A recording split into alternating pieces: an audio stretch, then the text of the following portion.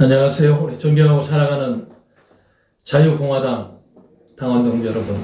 이제 지난번 방송까지는 우리 공화당 당원 동지 여러분이라고 그랬는데, 어제 합당 절차를 마무리하고 오늘 또 두 대표님께서 2시 20분에 국회 정론장 가서 공식적으로 서청원 우리 당의 상임고문으로 위촉되신 팔선 의원님을 모시고 당의 합당을 선언하고 언론을 통해서 공표했습니다.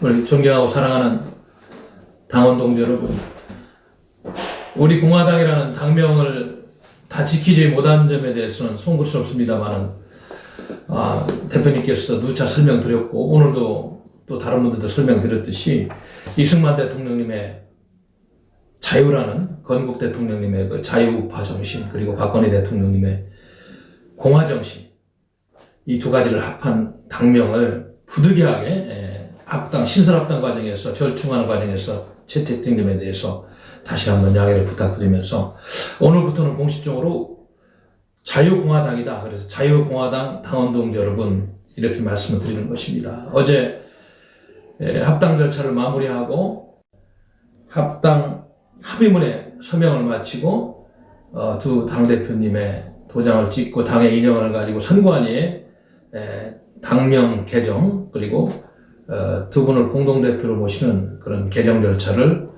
완료하고 이제 선관위에서 그 작업을 하고 있는 것입니다. 어떻게 보면 오늘은 큰 당의 생일 같은 날입니다. 다소 마음에 안 들고 미비한 점이 있을지 모르지만은 큰 틀에서 보면 우리 당의 외연이 그만큼 확장되고 문재인 주사파 정권과의 투쟁에서 승리할 수 있는 동력을 한껏 더 크게 만드는 자유공화당의 생일 같은 그런 아주 기쁜 날입니다.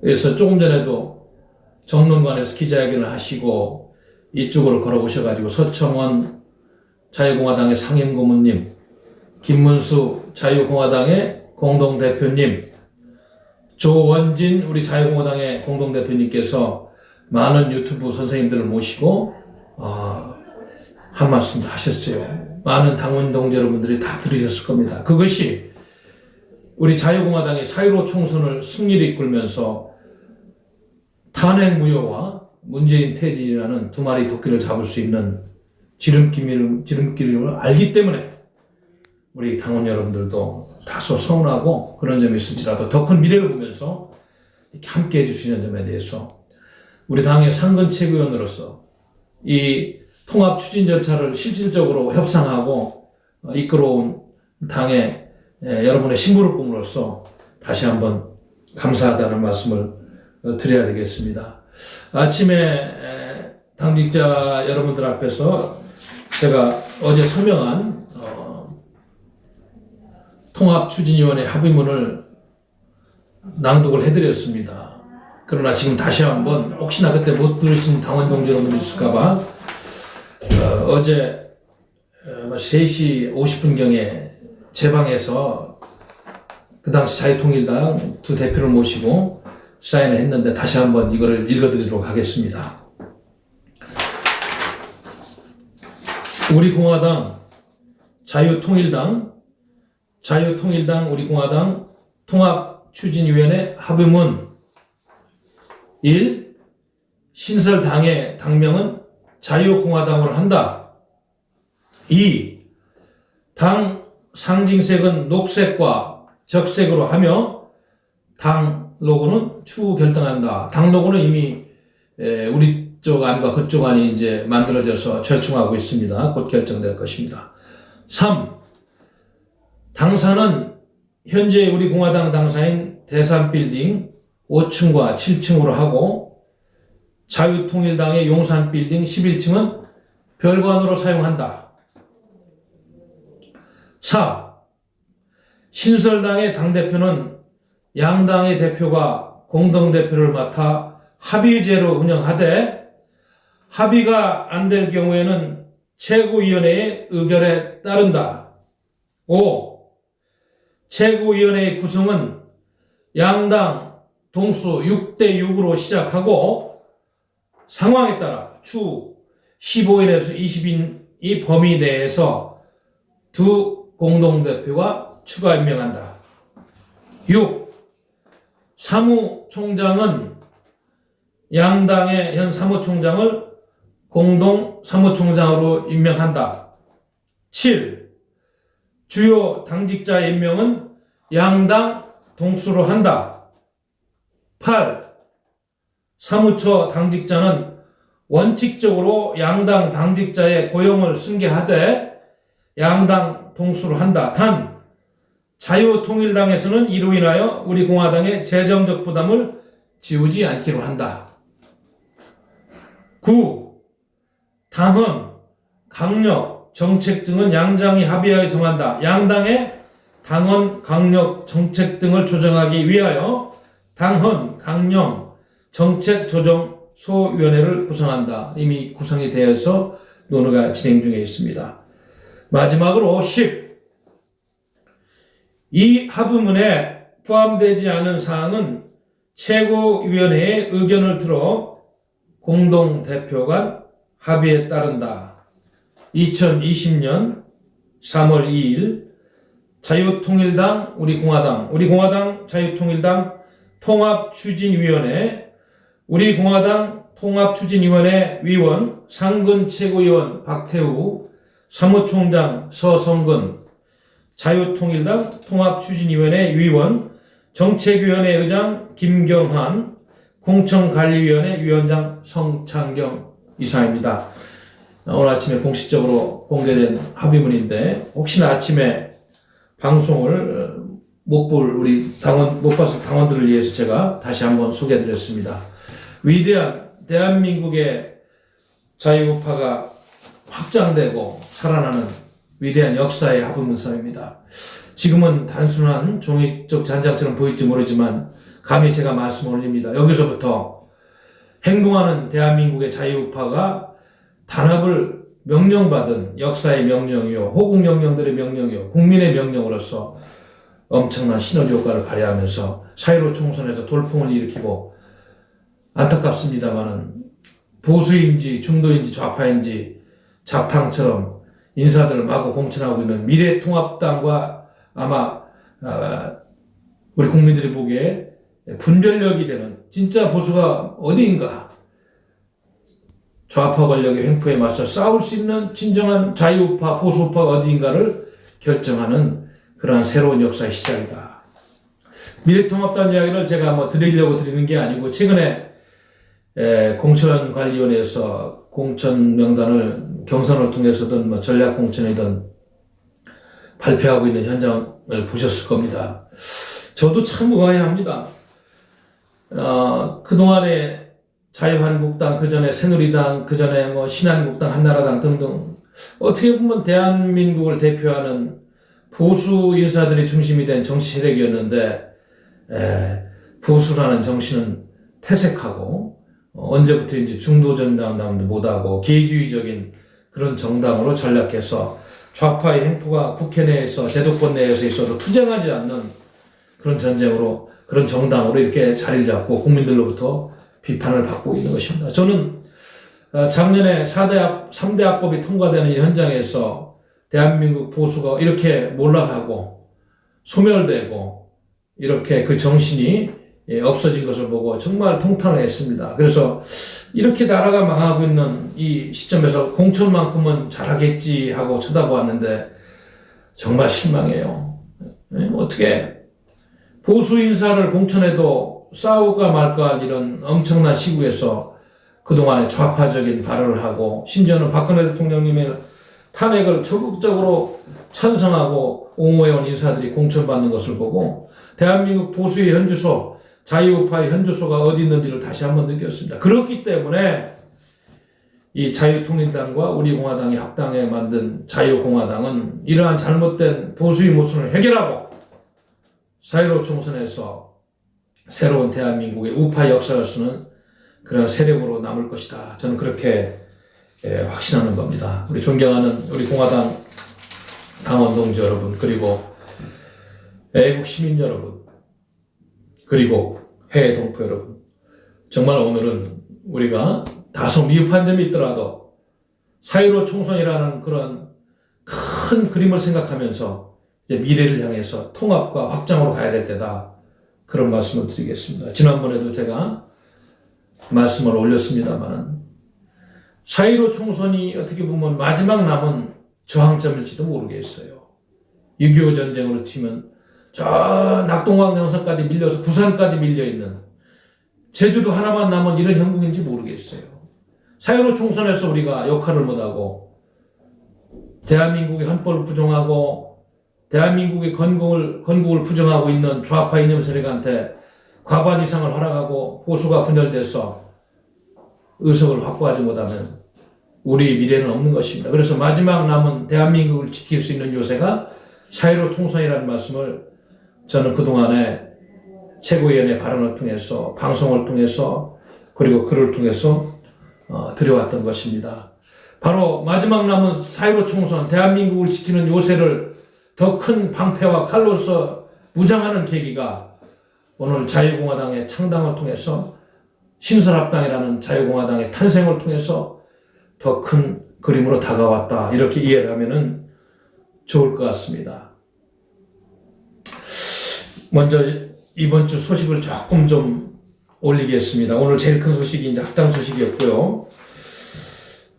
현재 이제 자유공화당이죠. 자유공화당 예비후보 등록 현황을 좀 살펴보면 이제 우리 공화당만으로 따지면 오늘까지 37명이라고 들었어요. 그럼 저쪽 자유통일당까지 합하면 뭐 그쪽도 10명 정도는 했다고 들었으니까 뭐 50명 가까이 등록은 돼 있다. 그리고 준비하는 분까지 합하면 양당에서 곧 100명을 하지 않을까 이런 생각이 듭니다. 예비후보 등록 많이 해야 됩니다. 보수가 분열된 상태로 총선을 치를 수가 없어요. 결국은 우리 당이 우리 자유공화당이 또 밖에 남아있는 세력들을 아울러서 단일화 협상 카드로 미래통합당과 마지막 딜을 해야 되는데 그때 우리가 많은 지역을 확보하고 우리 당의 새를 키울 수 있는 그러한 카드로서 예비후보 등록을 많이 해야 됩니다. 뭐 3.1절 작년 10월 3일 날 집회나 그 전에 함일전 집회처럼 광화문 광장에서 100만 명, 200만 명, 300만 명 모여서 세월몰이 하면은 가장 좋은 카드인데 그게 지금 중국 배려 문제로 알다시피 장애 집회가 허용이 안 되는 상황에서는 예비후보 등록을 가장 많이 해야 되겠다 이런 말씀을 드리는 겁니다. 사실 지금 중국 바이러스만 없으면은 이 두 당이 합당함으로써 서울역과 광화문에서 그리고 기타 지역에서 구국의 함성의 집회를 통해서 참천리 반광곡복으로 온 나라에 떠들면서 대한민국 자유우파의 새로운 역사가 쓰여지고 문재인 퇴진을 외치면서 이 총선 전략을 더 쉽게 갖고 갈 텐데 좀 아쉽습니다만은 아무튼 기자회견을 통해서라도 연설을 현장에서 못하지만 유튜브를 통해서라도 우리가 대타로 그런 걸 활용하면서 우리의 전략을 갖고 가야 되겠다 이런 말씀을 드리는 겁니다. 예비후보 등록을 최대한 하셔야 됩니다.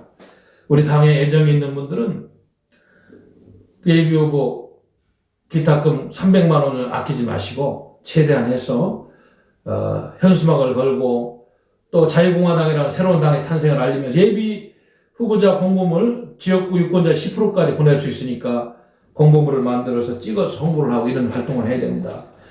저도 사실은 중앙당에서 상근 최고위원과 또 한때는 사무총장으로 태극집회 총괄본부장으로 뭐 집에 가서 옷만 갈아입고 이렇게 살면서 대전에 갈 시간이 거의 없었어요. 대전시장위원장을 겸직하면서도 사무처장을 통해서 제가 모든 걸 일을 해오고 현장에 갈 시간이 없었습니다만은 그러나 이제 우리 당의 전략을 마련한다는데 솔선수범하는 차원에서 일주일 전에 예비후보를 등록하고 그곳에서 이제 홍보활동을 SNS를 통해서 또 현수막도 아마 내일쯤에 달아질 텐데 그런 활동을 통해서 적극적으로 대전과 충청 지역에 우리 당을 홍보하는 그런 역할을 수행하려고 합니다. 힘들다고 안 할 수가 없어요. 2중 3중의 역할을 통해서 우리 당을 알리고 또 자유공화당의 의미를 알리는 많은 예비후보자 등록을 위한 당원 동지 여러분들의 동참을 부탁드리겠습니다. 지금 이렇게 됐으니까 이제 당이 합당이 돼서 더 많은 이제 현역 의원님들이 당에 오시고 또 지도부가 확대되면서 조만간에 선거대책위원회도 구성이 되고 공천관리위원회도 구성이 될 겁니다. 그래서 본격적으로 이제 총선 전국으로 가야 되는 이런 시점에서 이번 주 내로 많은 분들이 예비 후보를 좀 등록을 해줬으면 좋겠다 이런 말씀을 드립니다. 그리고 최대한 많은 현역 의원님들 모시고 우리가 마지막 본 후보 등록 때 우리 당의 총선 기호가 최소한 4번에서 5번은 갖고 치러야 되지 않느냐 이런 전략을 갖고 있습니다.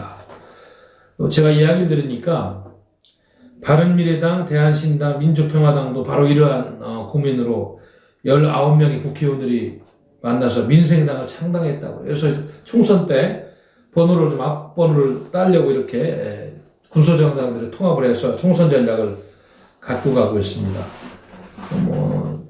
그래서 빨리 우리 현역 의원님들을 더 모셔서 최소한 4번 내지 5번을 우리가 총선 후보들의 그런 기호로 선거벽보도 붙이고 선거운동을 해야 되겠다 이런 말씀을 드리겠습니다. 지난 3월 1일 날 저희들이 이택기 집회, 기자회견이죠. 이 후보분들이 수십 분이 오셔서 탑골공원 앞에서 잘 마쳤습니다. 우리 당원 동지 여러분들이 협조를 잘 해주셔서 이렇게 경찰 측도 고맙다는 이야기를 들었어요. 깔끔하게 기자회견을 통해서 메시지는 다 전달했습니다. 그래서 보니까 연합뉴스라든지 한국경제 이런 데서 그 당시 우리 집회가 아니고 기자회견 현황을 잘 중계를 해줬습니다. 그리고 여러분도 알다시피 조원진 당대표님께서 지금 중국 바이러스 문제로 가장 큰 고통을 받고 있는 대구를 방문해가지고 그동안에 모은 성금 1,000만 원을 기탁을 했고요. 대한적십자사 대구지사를 찾았습니다. 그리고 시장과 그 병원을 방문해서 대구 시민들을 위로한 그런 기사도 뉴스시를 통해서 2월 28일자로 나갔습니다. 우리 존경하는 당원 동지 여러분, 이렇게 어려운 시국에서도 항상 우리 당 지도부가 무슨 정책을 세우면 적극적으로 이렇게 협력을 해주시고 지원해 주시니까 다시 한번 감사하다는 말씀을 드리겠습니다.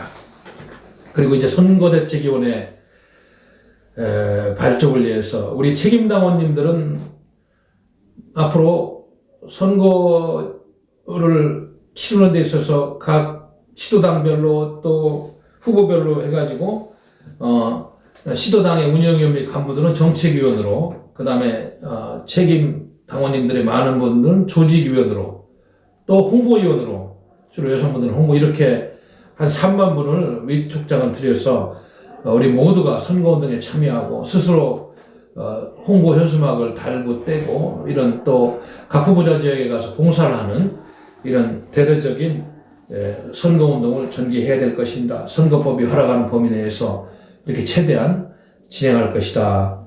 이런 말씀을 드리는 겁니다. 그래서 우리 당은 지금 다른 건 몰라도 돈은 쓰지 말고 또 조직 활용한다고 여기저기 인편을 통해서 선거운동을 하는 이런 또 무슨 대접을 하는 이런 건 못하게 되어 있습니다. 그러나 SNS만큼은 공직선거법에서 다 풀어놨어요. 최대한 SNS를 활용해서 할 수 있는 그 SNS 앞으로 이제 선거지원단도 공식적으로 더 확대해서 최대한 후보들을 지원하고 우리 당을 홍보하는 그런 일들을 하도록 하겠습니다. 지금 우리 공화당 뉴스도 앞으로 이제 이름을 바꿔서 내가 보니까 자유공화당 뉴스를 개편해서 더 많은 프로그램을 만들어서 더 많은 후보님들을 모시고 또 전문가들을 모시고 구독자 수를 빨리 10만으로 만들어야 되겠다. 지난번에 당 대표께서 우리 당원님들한테 문자를 보낼 때 링크를 해서 보냈는데도 우리 당원님들만 링크를 해주셔서 구독 버튼을 눌러주셔서 10만, 20만 금방 되는데 아직 그렇게 안 하는 것 같으니까 다시 한번 부탁드리겠습니다. 혹시 이제 당 대표님이 문자를 통해서 하는 우리 공화당 뉴스 링크를 꼭 눌러서 구독 버튼을 꼭 눌러달라는 부탁을 다시 한번 말씀 올리겠습니다. 우리 존경하는 당원 동지 여러분, 그리고 애국 시민 여러분, 그리고 회의 동포 여러분, 요즘 정말 힘들죠? 중국발 우한 폐렴. 뭐 그동안에 이 많은 신문들을 뭐 보고 사설들을 보니까 온통 뭐 그 뉴스로 다 덮고 있어요. 그래서 이 뉴스 때문에 지금 중요한 문재인 정권의 실정이 다 덮이고 있고 총선 전략이 제대로 안 나오고 있어요. 참 안타깝습니다. 동아일보 오늘자의 사설 중에서 두 번째 사설 제목 하나가 병실 대기자가 2031명이다. 뒤늦게 입원 기준 정비한 관료주의다. 그래서 얼마나 이 문재인 정권이 이 중국 폐렴 문제에 있어서 소홀하게 대처를 했으면 얼마나 안이한 생각을 가졌으면 아직도 병실 대기자가 2031명으로 나옵니다. 이 동아일보 사설에 이렇게 쓰여 있어요. 그 여기 지금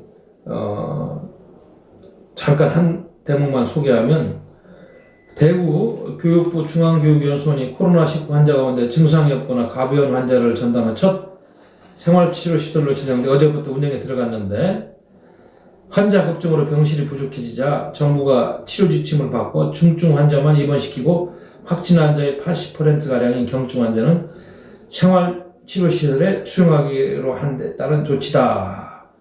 이런 이야기를 했어요. 그래서 대구 중앙교육연수원에 마련된 병상은 200개 안팎인데 뭐 문경에도 뭐 100개 정도 추가된다.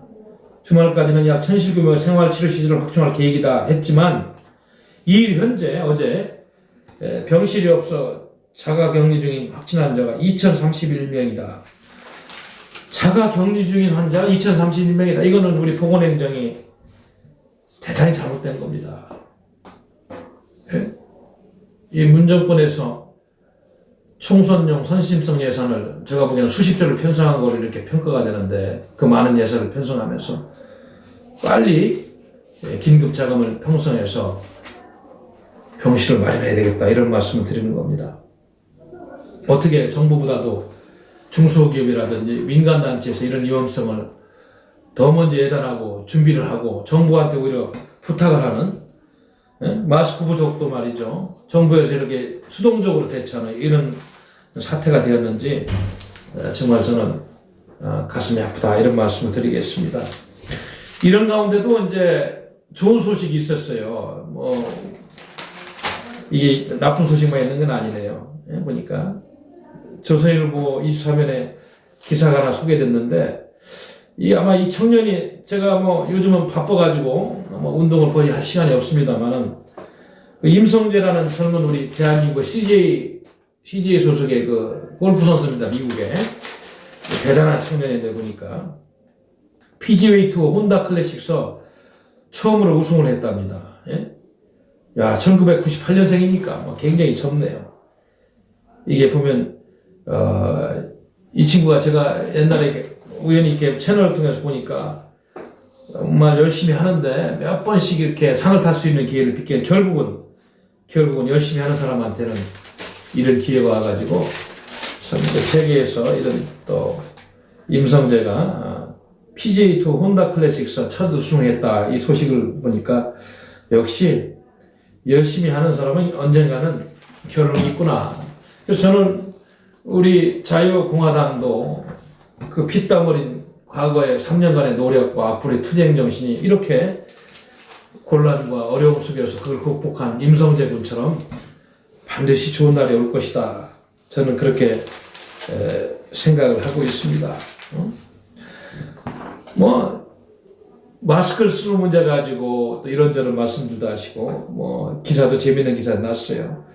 그 전북교육청의 뭐 김승환 교육관은 왜 마스크 써야 되냐? 마스크 안 쓰고 이렇게 뭐 훈시하고 교육하는 게 나오는데 이건 아니죠. 마스크를 반드시 써야 됩니다. 이분이 왜 이렇게 하는지 모르겠어요. 마스크 써야죠. 이거는 정말 우리 국민 건강을 위해서 꼭 해야 되는 겁니다.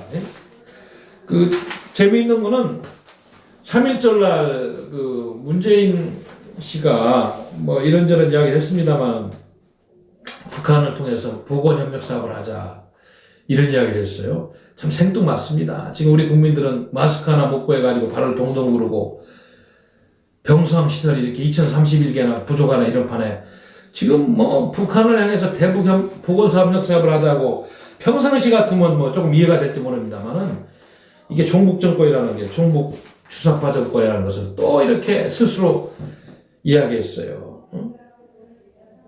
제가 미국에서 나온 뉴스를 잠깐 보니까 우리 국내 언론들은 그 보도 통제가 되는데 보도를 안 하고 있는데 지금 북한도 중국 폐렴 때문에 뭐 난리랍니다. 언뜻 들으니까 7,000명 정도가 지금 격리된 시설에 있고 중국 국경을 뭐 꽁꽁 폐쇄하고 장마당으로 먹고 사는 북한 경제가 중국으로부터 국경이 전체적으로 그냥 인원 및 물자를 통제하니까 굶어 죽을 지경이다. 이렇게까지 민심이 악화되어 있다. 이러다 보니까 뭐 간첩들이 왔다 갔다 하면서 전화하고 뭐 뭔지 모릅니다만은 뭐 3.1절 때 뭐 대북 보건협력 사업을 이야기했는데 참 재밌는 거는 그 이야기를 뭐 하자마자 코로나 협조를 하자 다음날 북한은 반사체를 쏴버렸네요. 오늘 중앙일보 12면에 이렇게 소개를 했어요. 참 우리 도대체 뭐 북한의 그 전체주의 주사파 정권, 뭐 공산주의도 아닌 이상한 정권인데 종교집단적인 이 정권이 심리 상태가 어떤 것인지 가부장적인 독재 정권이다. 나는 그렇게도 이야기하고 그러는데 저 김정은이라는 독재자가 하는 행태를 보면 참 재밌잖아요. 뒷둥뒤둥 걸어다니면서 이게 무슨 옛날에 무슨 만화에 나오는 동물의 왕국의 뭐 펭귄들 보는 것 같아요. 왕 펭귄을 기준으로 뒷둥뒤둥 걸어다니는 거야. 이게 95일 만에 또 쏜 거예요. 아마 여기 뭐 신문 분석은 뭐라고 되어 있어요. 내부 기반을 다지면서 군사긴장감을 높여가지고 대내에 양수 경장로 메시지를 주기 위해서다. 그래서 3월 2일 낮 12시 37분경에 고도 약 35km, 비행거리 240km 나가는 그런 발사체를 북한의 원산인 것을 발사했다. 참 저는 이걸 쏴서 과연 북한 정권이 그렇게 얻을 수 있는 게 많은지 모르겠어요. 내부 기관을 다지면서 군사 긴장감을 높여서 지금 그쪽도 중국 폐렴 문제로 또 장마당이 물자가 부족해서 민심이 흥행한 것을 또 긴장감을 통해서 끌고 가겠다는 뭐 그런 효과는 있겠는데 우리 문재인 정권이 한심하지 않아요? 이런 정권을 통해서 무슨 대북 협력 보건 사업을 하자고요? 중국 공산당의 굴종적인 친중 사대주의에 모자라서 국민들은 코로나 바이러스로 지금 고통받고 열이 울고 있는데 이럴 정신이 있는지 모르겠어요. 사회로 총선을 통해 가지고 우리 유권자들이 이러한 문재인 정권을 반드시 심판해야 될 것입니다. 외교안보 문제부터 해서 이제 보건위생 문제까지 어느가 하나 잘하고 있다는 생각을 가질 수가 없어요. 미국도 이러한 문재인 정부에 대해서 여러 가지 지금 동맹국으로서 말을 아끼고 지켜보고 있는데 제가 알기로는 이제는 인내심도 한계에 왔고 문재인 정권에서 와싱턴에 한반도 문제 전문가라든지 한반도에 영향을 미치는 많은 분들은 많은 로비를 했다는 그런 이야기도 들었습니다만은 역시 본질을 속일 수가 없는 것입니다.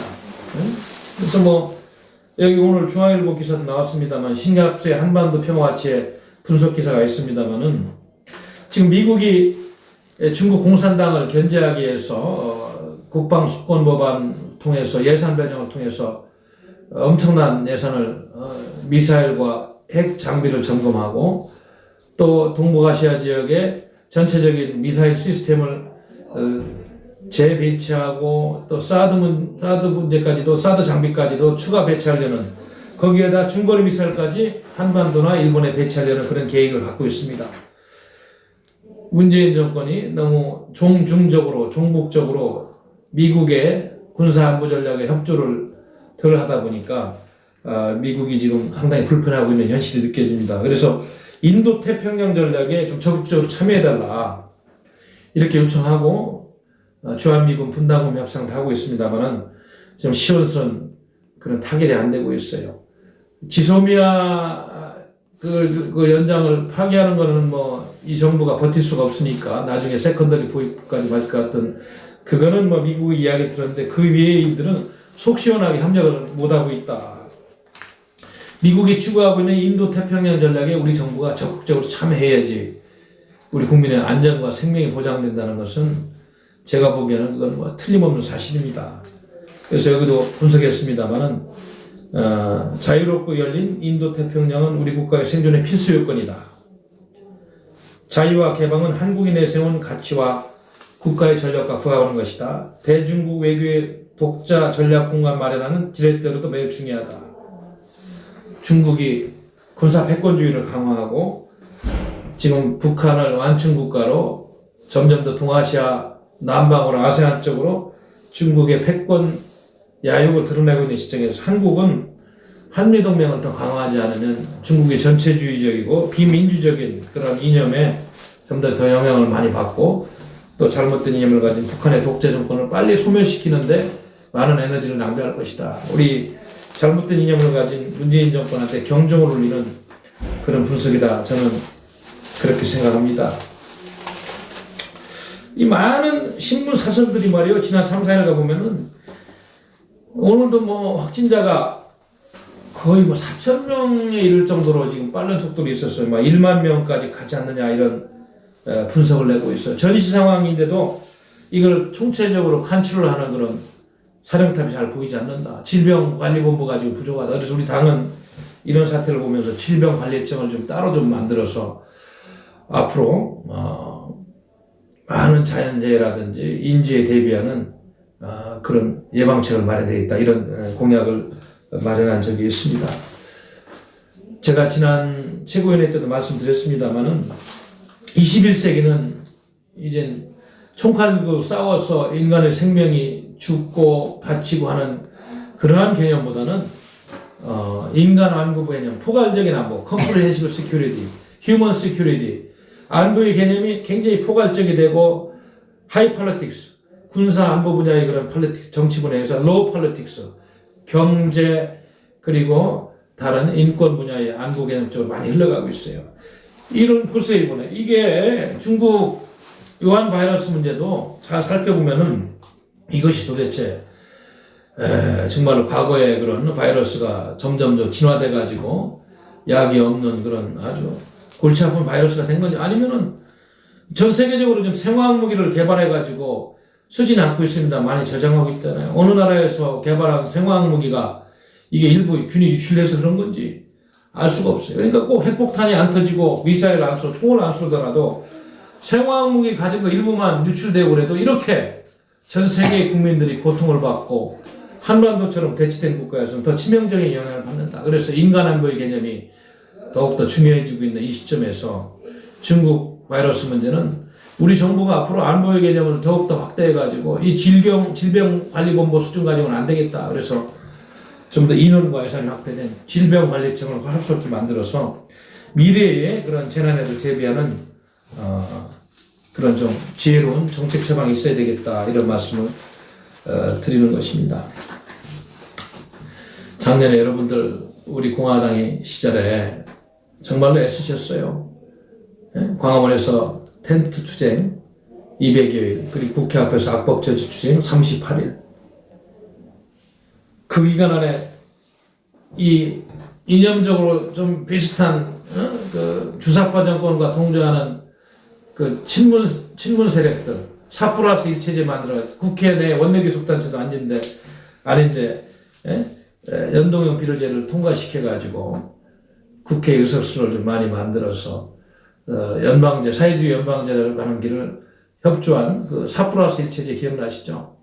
작년에 악법을 통과시키는데 큰 역할을 했습니다. 그때 제가 듣기로는 연동형 비례제를 통과시켜주는 조건으로 정의당 같은 당은 많은 의석수를 확보하는 그런 보이지 않는 암약을 했는데 이게 이제 좀 마음이 바뀐 거죠. 악법이 다 통과되고 그러다 보니까 지금 미래통합당도 미래한국당이라는 위성 비례정당을 만드니까 오늘 조선일보 어제 날짜 뉴스를 보니까 이게 정치라는 게 참 하루 말이 다르네요. 어제 말이 다르고. 그때는 이제 합법이 통과될 때는 정의당의 협조가 필수적이니까 그렇게 했는데, 뭐 위성 비례정당 만들면 위법이다. 그렇게 이야기한 더불어민주당이 정의당과 약속도 깨고 자기들도 비례당을 좀 만들어야 되겠다. 이런 이야기를 하고 있답니다.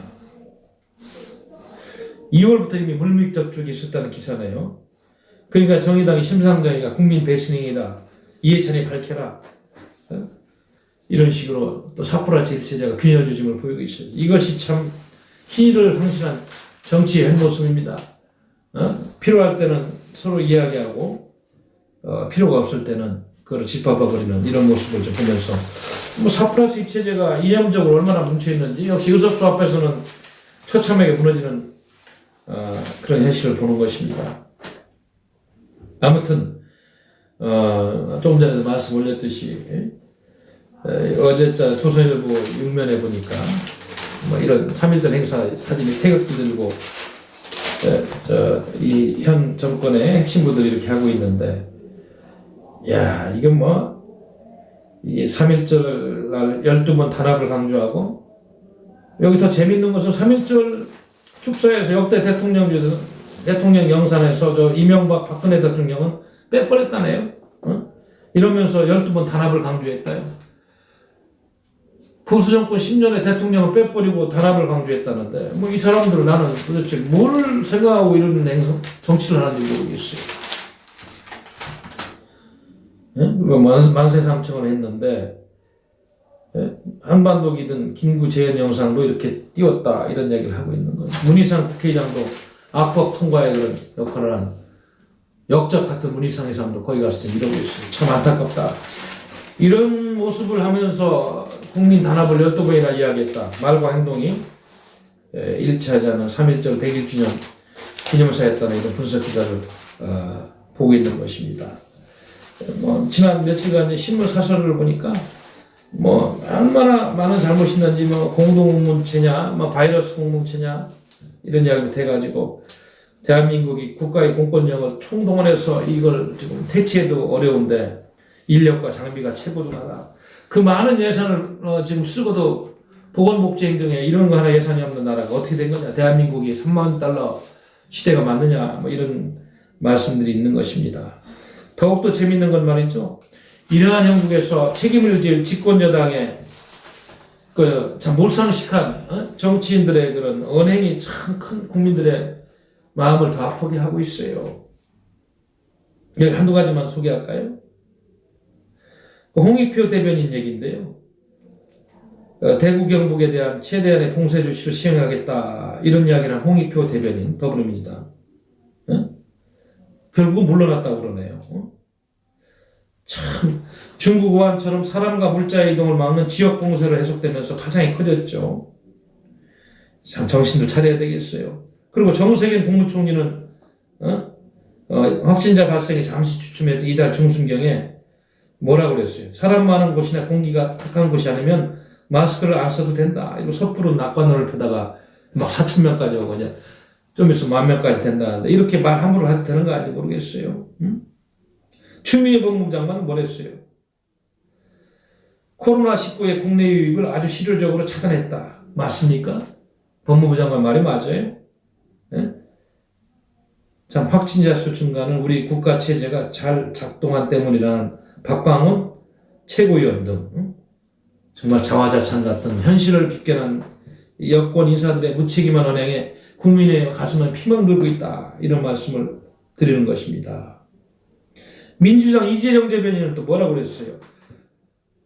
감염 여부 검사를 받은 심재철 미래통합당 원내대표를 향해서 국회의사당이 폐쇄되는 헌정사상 초유의 사태를 부르는 아니하고 무책임한 행태다. 유시민 노무현 재단 이사장은 중국인 입국을 막았어야 했다는 권영진 대구시장에 대해 열심히 막을 생각이 없는 게 아닌지 의심이 된다. 이 사람 마음속에는 정치적인 관심밖에 없는 것 같다. 이런 식의 말을 하고 있어요. 무책임한 발언의 연산성상이다. 또 박능우 보건복지부 장관은 코로나19 확산에 대해 가장 큰 원인은 중국에서 들어온 한국인이었다. 이 사람 이거 정신 나가는 사람이에요. 중국에서 들어온 한국 사람 때문이었답니다. 초기에 중국 사람들 입국 제한을 했으면 이렇게 됐겠어요? 이런 정신 나간 사람들 말이죠. 강경화 외교부 장관은 뭐라고 그랬어요? 중국의 한국인 격리 조치를 두고 각국의 조치에 대해 우리가 간섭할 일은 아니다. 정말 정신 나간 사람이군요. 우리가 이 친중사대적인 문재인 주사파 정권이 조치를 취하지 않아 우리 국민들이 이렇게 고통을 받고 세계 제2의 감염국이 되어 있는데도 이런 이야기 할 만한 그런 마음이 있습니까? 강경화 외교부 장관은 외교부 장관이 맞아요? 이런 얘기 할 수 있습니까? 사태의 원인을 자국민 탓으로 돌리고 해외를 방문하고 있는 우리나라 국민들이 겪고 있는 곤욕에 대해서 남일처럼 얘기하는 이 장관들, 정말 이런 정권에 우리가 신뢰를 줄 수 있어요? 신뢰가 없으면 위기가 극복이 안 되는 거예요. 그러니까 일선에서는 이 정부를 향해서 국민들이 괴담도 왔다 갔다 하는 겁니다. 어떻게 이런 사태를까지 올수록 정부가 방치했는지 이해를 할 수 없습니다. 질병본부에서도 제가 듣기로는 몇 차례 중국의 감염원을 찾아내야 된다는 그런 보고서를 청와대에 올렸는데 청와대가 묵살한 거라고. 청와대에서 이런 질병관리본부에 요구서를 보고도 묵살한 사람들은 어떤 사람들인지, 중국 사람들이 한국인을 강제 격리하는 이런 사태까지 왔을 때까지 청와대는 뭘 했어요? 전문가들이 말을 듣고 합리적인 처방을 해야지. 미국이 말이죠. 중국하고 동급으로 한국을 여행경보지역으로 지정하고 대한민국 국격이 땅에 떨어지는데 외교가 어디 있어요 지금? 외교부 장관이 정신 나간 소리를 하고 있는 현실 앞에서 망연자실할 뿐이다. 이런 말씀을 드리는 거예요. 코로나 비상 특별 기사로서 지난 중앙 선데이죠. 3월 1일까지 이렇게 통계를 보니까요. 오늘이 이제 3월 3일이니까 벌써 지난 얘기입니다만은 이렇게까지 지금 우리 한국이 국제사회에서 제2의 코로나 감염국이 돼 있는 거예요. 여기 보면은 홍콩, 베트남, 사우디 등 27개국이 한국발 승객을 입국 금지시키고 있다. 이렇게 돼 있어요. 2월 28일자 날짜를 보면은 중국이 확진자가 78,823명 중에서 사망자는 2,788명. 한국이 2등입니다. 2,337명이었는데 오늘은 뭐 4,000명까지 가까이 왔다니까 벌써 며칠 사이에 이렇게 바뀐 거예요. 사망자가 16명. 이게 28일자 기준이니까 오늘은 더 커졌을 겁니다. 2등이에요, 2등 세계에서. 세계에서 2등입니다. 그런데도 청와대와 주무자, 여권 인사들의 망언을 우리 국민들이 어떻게 해석해야 되는지 정말 걱정입니다. 앞으로 유사한 사태가 아마 여기저기 터질 겁니다. 물론 뭐 대한민국의 의료 수준이라든지 의료 사업이 전 세계적으로 한때는 굉장히 잘된 나라로 평가받았는데 이번에 코로나 사태를 통해서 그 명성과 대한민국에 대한 신뢰성이 많이 추락된 것은 그것을 어떻게 누가 벗어나고 어떻게 앞으로 회복할 거예요. 이 정권이 예산 낭비하는 것만, 예산 쓰는 것만이 돈 쓰는 거 아니에요. 보이지 않는 그런 재산들이 많이 지금 대한민국을 생각하는 평가 기준, 가치적인 기준들이 많이 지금 달아나고 있다. 이 문재인 정권이 책임져야 된다. 4월 15일 총선에서 반드시 표로 심판해야 될 것이다. 지금 뭐 62개국이 현재 한국인을 입국 제한하고 있다는데 세상에 3류 국가 됐어요. 보건 3류 국가가. 2008년보다 더한 경제위기가 온다 이런 공포 속에서 진행되고 있는 이 현실에 대해서 이 정권은 문재인 정권 출범 때 한 번도 경험하지 못한 나라를 간다고 그러더니 정말로 중국발 폐렴 문제를 보니까 한 번도 경험하지 못한 나라를 지금 우리 국민들이 겪고 있네요. 정말 안타깝습니다. 그런데도 북한하고 중국에 대해서 일방적인 구애를 하면서 과도한 이념으로 국민의 건강권과 생명권을 지금 짓밟고 있는 이 정부는 정말로 정신을 차려야 될 거예요. 그렇게 하길 바랍니다. 우리 존경하는 당원 동지 여러분, 그리고 대한민국 국민 여러분, 해외 동포 여러분, 우리 대한민국은 3.1절 날 여러분들 많은 생각을 했을 겁니다. 정말로 많은 희생과 그리고 경난의 역사를 통해서 비록 분단 국가입니다만은 그래도 5,000년 역사에서 이렇게 우뚝 서는 그런 위대한 업적을 마련했습니다. 그런데 불과 2년 몇 개월 만에 잘못된 이념을 가진 문재인 주사파 정권이 헌법 체계도 무시하고 그동안에 잘 갖춰진 자유민주주의 시장경제 시스템을 하나하나 지금 잘못된 방향으로 고치고 있고, 가치관 문제는 더욱더 지금 혼란스러워지고, 역사관과 국가관과저도 젊은 영혼들은 어디가 옳은 것인지 방향성을 못 잡게 역사 교과서를 고쳐놓고, 잘못된 문화 권력을 갖고 있는 사람들은 객관적인 시각에서 사회의 문제를 보고 역사를 볼 수 있는 그런 영화들을 만드는 것이 아니고 편향된 시각으로 잘못된 결론에 이룰 수 있는 그런 문화예술 작품들을 만들고 있는 현실을 보면서 이 나라를 어떻게 정상화시키고 언제 어떻게 바로잡아야 되는가, 이런 고민을 하지 않을 수가 없습니다. 5,200만에 달하는 우리 국민 여러분들께서 각자의 위치에서 정신을 똑바로 차리고 잘못된 정치 세력을 응징하고 여러분들을 위해서 희생할 수 있는 진정한 여러분의 대표자를 사회로 총선해서 뽑고, 그러한 세력들에게 힘을 실어주어서 거짓 선동으로 혹세무민하는 세력들의 철퇴를 내리는 길밖에 없습니다. 그러나 안타깝게도 우리 사회 일각에서는 정치 혐오증, 극단적인 개인주의, 쾌락주의가 범람하면서 사회는 더 혼란해지고 기본적으로 해야 될 도리보다는 권리만 강조하는 잘못된 현상들이 있는 것입니다. 제가 국제정치학자로서 또 현실 정치를 경험한 정당인으로서 몇 말씀 올리면은, 정치에 무관심한 국민들은 결코 좋은 나라를 만들 수가 없습니다. 아무리 잘못된 정치인들이 정치 혐오증을 만들고 꼴보기 싫어도 여러분 잘못된 정치 권력을 뽑아놓으니까 여러분들의 생활에 얼마나 직격탄을 날리고 여러분들이 고통받을 수 있다는 걸 이제야 깨달았을 겁니다. 잘못된 지도자 뽑고 잘못된 이념을 가진 세력들에게 투표를 해가지고 뭐 소각권, 거짓 선정의 소각권, 거짓 논리의 소각권, 그런 결과가 가져오는 이 현실, 체제 부정을 하고 역사를 바꾸고 벌써 망했어야 될 정권을 살리겠다고 인류의 보편적인 이념과는 거리가 먼 중국 공산당과 같은 굴종적인 자세로 대한민국의 이정표를 까먹고 있는 이 정권에 대해서 우리 국민 여러분들이 관심을 갖지 않고 견제하지 않으면 이 나라의 미래는 없습니다. 4.15 총선은 이런 의미에서 대한민국을 지킬 수 있는 마지막 수성할 수 있는 마지막 찬스입니다. 과거의 잘못된 정치를만 생각하지 마시고 여러분의 가족을 지키고 미래의 새로운 정치를 위해서 훌륭한 사람을 발굴해서 후원하고 키워주면서 잘못된 세력들을 견제하고 대치하는 대대적인 국민운동이 일어나지 않으면 대한민국의 미래는 없습니다. 이미 다 기울어진 운동장이 돼서 선거를 치르게 됐어요.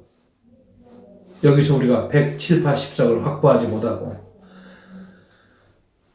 공수처법 같은 악법을 폐지하지 못하면은 이 악랄한 주사파 과도한 이념 세력에게 모든 것을 빼앗기고 사회주의 연방제로 되는 고속도로를 허용해서 여러분들이 자랑스럽게 생각하는 대한민국 건국정신과 이승만 대통령의 자유정신, 박정희 대통령님의 부국강병정신, 공화정신, 박근혜 전 대통령님의 자유통일정신은 잘못된 이념에 의해서 다 흡수되고 여러분들의 가족들은 더 암담한 현실 속에서 분단국가에서 더 큰 고통을 겪게 될 것입니다.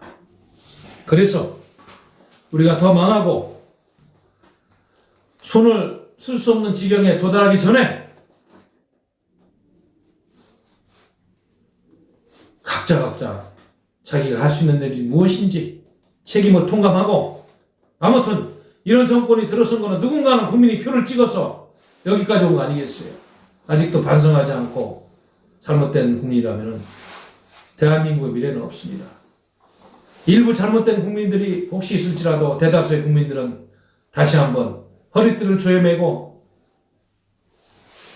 바른 길로 역사를 인도할 수 있도록 더 연구하고 더 참여하고 더 희생하고, 지금도 힘듭니다만은 할 수 없어요. 나라가 어렵고 누란의 위기에 있기 때문에 다 같이 힘을 모아야 됩니다. 좋은 정치 지도자를 발굴해서 키워주고 목숨을 걸고 같이 싸워서 우리가 원하는 자유민주주의와 시장경제를 확장하고 지켜나가야 되는 것입니다, 여러분. 존경하는 우리 자유공화당 당원 동지 여러분, 대한민국 국민 여러분, 그리고 해외 동포 여러분. 참 농담 삼아 우리가 했던 한 번도 경험해보지 못한 나라를 문재인 정권이 만들고 있네요. 참담하고 암울하고 공포 속에서 살고 있는 많은 국민들을 생각할 때 가슴이 아픕니다. 제가 3.1절 날 탑골공원에서 기자회견 때도 말씀드렸습니다만 우리 민족의 저항시인 윤동주 시인이 하늘을 우러러 한 점 부끄러움이 없기를 입새이는 바람에도 나는 괴로워했다. 공포와 절망 속에서 일제시대의 암흑기를 살아가는 지식인의 아픔 속 희망을 노래한 그러나 나는 나에게 주어진 길을 뚜벅뚜벅 걸어가야겠다. 오늘도 별을 헤이는 마음으로 하늘을 본다. 이런 19절도 있습니다만 우리 대한민국은 누가 봐도 윤동주 시인이 이야기했던 그런 절망과 고독감과 아픔을 이제는 희망으로 전환시키는 국민운동이 일어나고 나라가 어렵다는 것을 자각을 하시고 이 상태로 조금만 더 가면 모든 것을 이룰 수 있다는 그런 경각심을 각자 갖고 새로운 역사를 쓰는 사회로 총선이 돼야 되겠다. 그래서 서두에도 제가 말씀을 올렸습니다만 우리 공화당과 자유통합당이 합당한 자유공화당의 창당은 그러한 공포와 아픔과 외로움과 이거를 극복하고 희망을 쓸 수 있는 새로운 정치 세력이 확장되고 커져간 중요한 역사의 한 장이다. 이거를 우리 당원 동지 여러분들이 좀 인식하시고 지금부터 시작되는 선거제책 문제, 또 더 많은 당원들을 모으는 문제, 당을 확장하는 문제, 그리고 미래통합당과의 후보 단일화를 이루는 문제 등등에서 우리가 혼연일체의 힘으로 두 당 공동대표님을 모시고 다 함께 갔으면 좋겠습니다.